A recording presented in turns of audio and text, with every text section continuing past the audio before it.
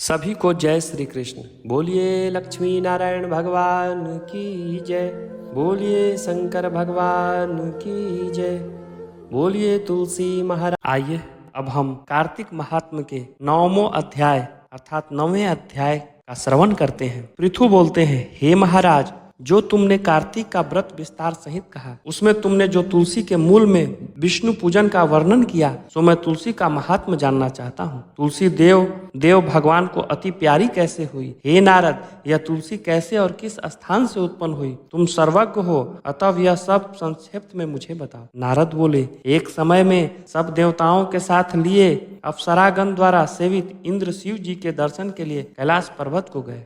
इंद्र ने शिव के स्थान में जाकर भयंकर कर्म वाले एवं दांतों और आंखों से भयानक एक पुरुष देखा। इंद्र ने उससे पूछा, रे तू कौन है? जगत के ईश्वर शिव जी कहाँ गए? हे राजन, ऐसा बारंबार पूछने पर वह जब कुछ न बोला, तब इंद्र ने क्रोध में होकर बोले, जो मेरे पूछने पर तू उत्तर नहीं दिया, इससे मैं तुझे वज्र से मारता हूँ। हे दुर्बुद्धे, तेरा रक्षक कौन है? ऐसा कहकर इंद्र ने वज्र से उसे मारा। वज्र के लगने से उस पुरुष का कंठ नीला हो गया और वज्र भस्म हो गया, और रुद्र भगवान अपने तेज से जलते हुए प्रकट हुए। उन्हें देखकर बृहस्पति जी शीघ्र ही हाथ जोड़कर और इंद्र को भूमि में दंडवत प्रणाम करने की स्तुति करने लगे। बृहस्पति बोले, हे देवताओं के अधिदेवता त्रिनेत्र तथा अपर्दी, आपको नमस्कार है। त्रिपुरासुर का नाश करने वाले, सर्व तथा अंधक दैत्य को मारने वाले, आपको नमस्कार है। विरूप, अतिरूप और बहुरूप जो आपके हैं, उनको नमस्कार है। दक्ष के यज्ञ का विध्वंस करने वाले, यज्ञ के फल देने वाले,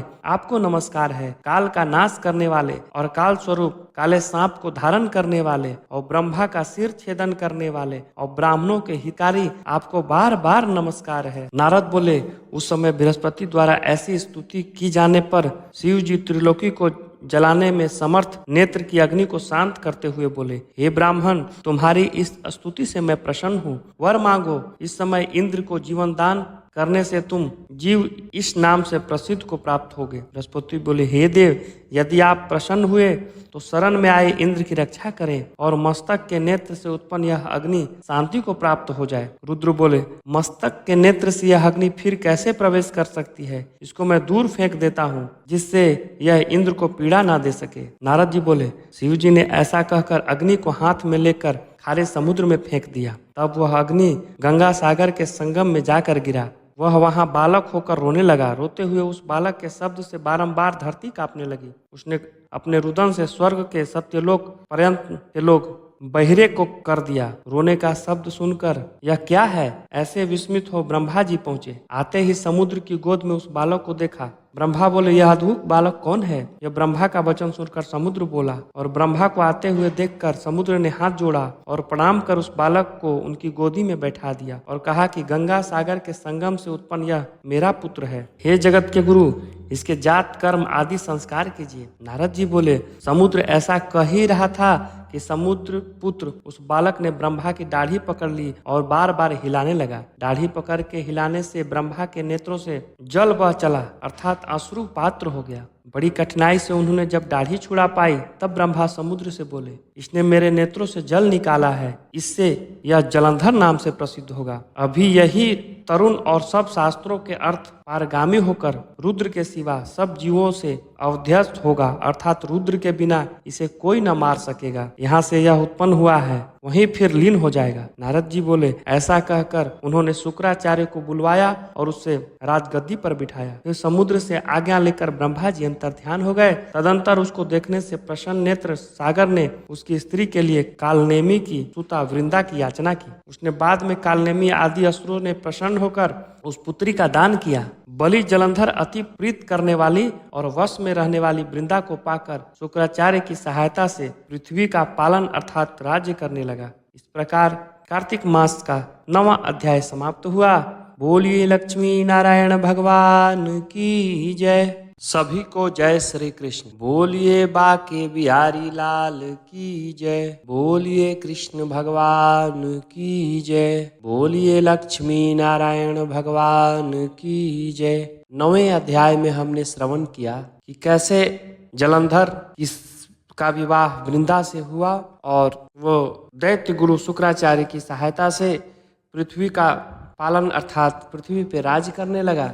आइए अब हम 10वें अध्याय की तरफ चलते हैं। नारद जी बोले, पहले से देवताओं से पराजित जो दैत्य पाताल में थे वे भी जलंधर के आश्रय से पृथ्वी मंडल पर आकर निर्भय हो गए। एक समय राहु का सिर कटा हुआ देख दैत्य राज ने उसके सिर काटने का कारण शुक्राचार्य से पूछा। तब शुक्राचार्य ने देवताओं द्वारा कराए गए समुद्र मंथन का वृतांत बतलाया और रत्नों को हर लेने तथा दैत्यों के पराभव का वर्णन किया।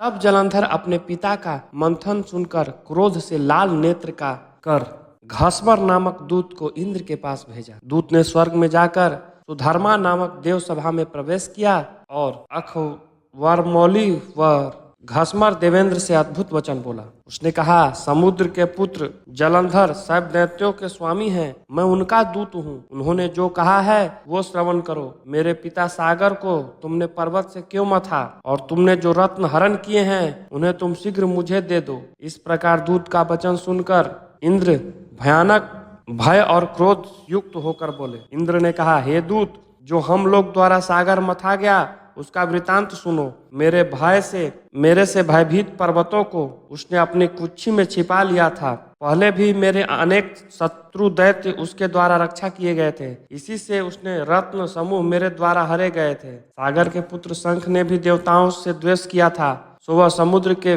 भीतर धंस गया। फिर मेरे छोटे भाई के हाथ मारा गया। अतः तुम जाओ और समुद्र मथने का कारण जलंधर से कह दो। नारद जी बोले, तब इंद्र द्वारा विसर्जन किया गया दूत पृथ्वी पर आया और इंद्र का सब संदेश दैत्य से कह दिया। तब दैत्याधिपति जलंधर ने उसे सुनकर क्रोध से कांपता हुआ सब देवताओं को जीतने की इच्छा से शीघ्र ही उद्यम करने लगा। उसने असुरेंद्र अर्थात जलंधर के उद्यम से सब दिशाओं और पातालों तक के करोड़ों दैत्य और शुंभ निशुंभ आदि करोड़ों सेना के सेनाधिपति आ गए। तब जलंधर ने स्वर्ग में जाकर नंदन वन में डेरा डाला और स्वर्गपुरी को घेर कर खड़ा हुआ। बड़ी भारी दैत्यों की सेना देखकर देवता कवच धारण कर युद्ध के लिए अमरावती से निकले। तब देवताओं और दैत्यों की सेनाओं में युद्ध होने लगा। मुसल, परिध, तीर, गदा, बर्छी और फरसा ले लेकर वे दोनों सेनाएं दौड़ी और आपस में मार होने लगी। दोनों सेनाओं के गिरे गिराए हुए हाथी, घोड़े, रथों, प्यादों से रुधिर के प्रभाव की प्रवृत्ति हुई। संध्या के मेघ समूह से मानो रणभूमि शोभित हुई। युद्ध में मारे गए दैत्यों को शुक्राचार्य मृत संजीवनी विद्या को पढ़कर छिड़कते गए और जल की बिंदु से जिलाते गए। उधर बृहस्पति जी द्रोणाचल से दिव्य औषधि ला लाकर युद्ध में मारे हुए देवताओं को जिलाने लगे। युद्ध में मारे गए और फिर उठते हुए देवताओं को देखकर जलंधर क्रोधित हुआ। शुक्राचार्य से बोला, मेरे द्वारा मारे गए देवता फिर कैसे उठ खड़े हो गए? तुम्हारी यह संजीवनी विद्या भी अन्यंत्र नहीं है, यह प्रसिद्ध है। तब शुक्राचार्य बोले, द्रोणाचल से दिव्य औषधि लाकर अंगिरा के पुत्र बृहस्पति उनको जिलाते हैं, अतः तुम द्रोणाचल को शीघ्र हर लो। नारद बोले, ऐसा कहने पर उस दैत्य ने द्रोणगिरी को लेकर शीघ्र ही समुद्र में फेंक दिया और फिर महायुद्ध में आ पहुंचा। इसके बाद जब देवता मारे गए तब बृहस्पति द्रोणाचल लाने गए। तब बृहस्पति ने वहां द्रोणाचल को नहीं पाया। दैत्य द्वारा द्रोणाचल को हरा गया जानकर भय से व्याकुल होकर बृहस्पति ने कहा, भागो, रुद्र के अंश से उत्पन्न यह दैत्य जीतने योग्य नहीं है। इंद्र के काम का स्मरण करो, अर्थात इंद्र ही के उपद्रव से यह उत्पन्न हुआ है। उस समय देवता बृहस्पति के वचन सुनकर भय से व्याकुल और दैत्य के भय से दसों दिशाओं में भागने लगे। सागर का पुत्र दैत्य देवताओं को भागता देख शंख, भेरी और जय का शब्द करता हुआ अमरावती में प्रवेश कर नगरी में दैत्य के प्रवेश करने पर इंद्रादिक देवता उस दैत्य द्वारा सताए जाने पर सुमेरु पर्वत की गुफा में जाकर रहने लगे। वह दैत्य देवताओं को जीतकर अमरावती में राज्य करने लगा। इसके बाद वह असुर इंद्रादिक सब देवताओं के अधिकार में शुंभादिक श्रेष्ठ दैत्यों को पृथक पृथक स्थापित करके सुमेरु पर्वत की गुफा की ओर गया। इस प्रकार 10वां अध्याय समाप्त हुआ। बोलिए लक्ष्मी नारायण भगवान की जय। आइए हम कार्तिक महात्म्य के 11वें अध्याय का श्रवण करते हैं। 11वें अध्याय को श्रवण करने से पहले मैं आपको बतला दूं, 10वें अध्याय में जलंधर ने काफी देवताओं को परेशान किया और उनका राज्य उनसे छीन लिया, स्वर्ग पर अपना आधिपत्य कर लिया, जिससे सभी देवता पराजित होकर सुमेरु पर्वत की गुफा में छिपकर रहने लगे। तो जलंधर ने सभी दैत्यों को अलग अलग स्थापित करके अलग अलग कार्य में सौंप करके और सुमेरु पर्वत की गुफा की ओर देवताओं से युद्ध करने के लिए चलने लगा। आइए हम आगे की कथा श्रवण करते हैं। बोलिए लक्ष्मी नारायण भगवान की जय। 11वें अध्याय में नारद जी बोले, इंद्रादिक सब देवता फिर से दैत्यों को अपनी ओर आता हुआ देखकर भय से कांपने लगे और भगवान विष्णु की स्तुति करने लगे। देवता बोले, हे भगवान विष्णु, आप मत्स्य, कूर्म आदि नाना स्वरूपों में भक्तों के कार्य के लिए उद्धत और दुख को दूर करने वाले हैं। आपको नमस्कार है। ब्रह्मा विष्णु तथा शिव स्वरूप धारण कर आप जगत की सृष्टि पालन तथा संहार करने और गदा शंख पद्म तथा चक्र हाथ में धारण करने वाले हैं। आपको नमस्कार है। लक्ष्मी के प्यारे, असुरों को मारने तथा गरुड़ पर चढ़कर चलने वाले, हे पीताम्बरधारी, यज्ञ आदि क्रियाओं का पारंपरिक करने एवं विकार युक्त होने वाले तथा शरणागत की रक्षा करने वाले, आपको बार बार नमस्कार है। दैत्यों द्वारा तपित मनुष्यों के दुख रूपी पहाड़ को ध्वस्त करने के लिए वज्र रूप तथा शेषनाग रूपी सैया पर सोने वाले और सूर्य चंद्रमा 2 नेत्र वाले, आपको बार बार नमस्कार है। नारद जी बोले, जो मनुष्य इस संकटनाशक स्त्रोत को पढ़ेगा वह हरि की कृपा से कदापि पीड़ित न होगा। इस प्रकार जब दैत्यों के शत्रु भगवान ने देवताओं की विपत्ति जानी तब क्रोधित और खेद युक्त हो तथा उठकर भगवान शीघ्र गरुड़ पर आरूढ़ होकर लक्ष्मी से बोले। श्री भगवान ने कहा, तुम्हारा भाई जलंधर ने देवताओं को बहुत दुखी किया है, इससे उन देवताओं द्वारा बुलाया गया मैं युद्ध के लिए शीघ्र जाऊंगा। लक्ष्मी बोली, यदि मैं तुम्हारी प्यारी और सदा भक्त हूँ तो हे कृपानिधे, मेरा भाई युद्ध में क्यों आपके हाथों से मारा जाने योग्य होगा। श्री भगवान बोले, रुद्र के अंश से उत्पन्न होने और ब्रह्मा के वरदान तथा तुम्हारी प्रीति से जलंधर मेरे मारने योग्य नहीं है। नारद जी बोले, ऐसा कहकर गरुड़ पर सवार शंख चक्र गदा और खड्ग को धारण किए भगवान जहाँ देवता स्तुति कर रहे थे वहां शीघ्र पहुंचे। इसके अंतर अरुण के अनुज गरुड़ के प्रचंड पंखों के पवन से और बादल से उड़ाए गए दैत्य आकाश में मेघों के समान उड़ने लगे। इसके बाद जलंधर दैत्यों को पवन से पीड़ित देख क्रोध से आकाश में उछलकर विष्णु के समीप किया और वानों से आकाश को अवकाश रहित अर्थात बाण पूरित करते हुए भगवान तथा दैत्यों में बड़ा युद्ध हुआ। विष्णु ने अपने बाणों से दैत्यों के छत्र, धनुष और घोड़े काट दिए। इससे हृदय में भी एक बाण मारा। तदंतर वह दैत्य गदा हाथ में ले अतिशीघ्र उछलकर गरुड़ के मस्तक पर प्रहार कर उनको पृथ्वी पर गिरा दिया। विष्णु ने हंसकर उसकी गदा को अपने खड्ग से काट डाला। तब उसने विष्णु के हृदय में एक प्रबल घूंसा मारा। इसके बाद वे दोनों बलि बाहु युद्ध और मल्ल युद्ध करने लगे। वे बाहुओं से, घूंसों से और घुटनों से पृथ्वी को शब्दमान करते हुए युद्ध करने लगे। उन दोनों ने बहुत देर तक सुंदर युद्ध किया। तब प्रतापवान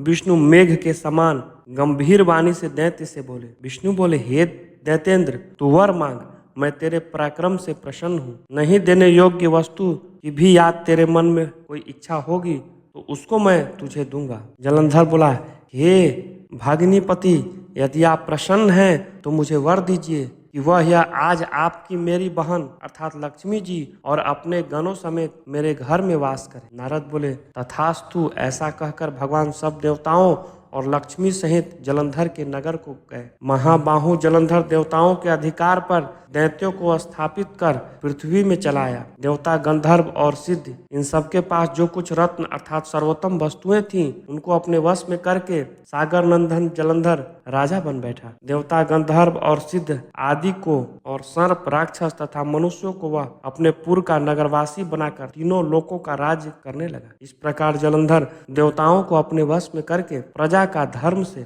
निज पुत्र के समान पालन करता था। जलंधर के धर्मराज करने के समय ना कोई रोगी, ना दुखी, ना कोई दुर्बल और ना दरिद्र दिखाई देता था। अर्थात उस राज्य में सब प्रजा आनंद से समय व्यतीत करती थी। नारद मुनि कहते हैं, उस दानवेंद्र के धर्मराज करने के समय उसकी राज्य लक्ष्मी को देखने और विष्णु की सेवा करने को मैं वहां एक बार गया। इस प्रकार 11वां अध्याय समाप्त हुआ। बोलिए लक्ष्मी नारायण भगवान की जय, की जय, जय, की जय, भगवान की जय। बार गया। इस प्रकार 11वां अध्याय समाप्त हुआ। बोलिए लक्ष्मी नारायण भगवान की जय, की जय। समाप्त हुआ। बोलिए लक्ष्मी नारायण भगवान की जय।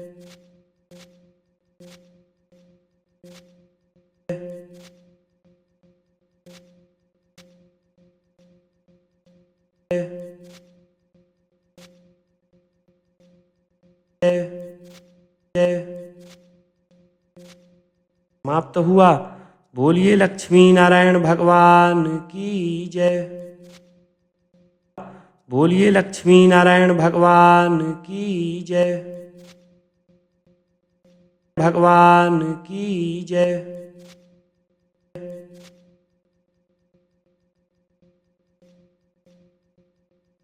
की जय। की जय।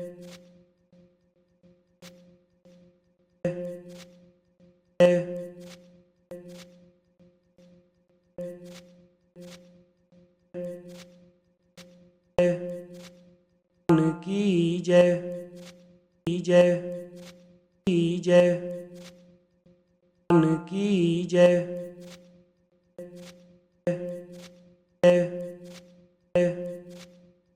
की जय। कहते हैं उस दानवेंद्र के धर्मराज करने के समय उसकी राज्य लक्ष्मी को देखने और विष्णु की सेवा करने को मैं वहां एक बार गया। इस प्रकार 11वां अध्याय समाप्त हुआ। बोलिए लक्ष्मी नारायण भगवान की जय।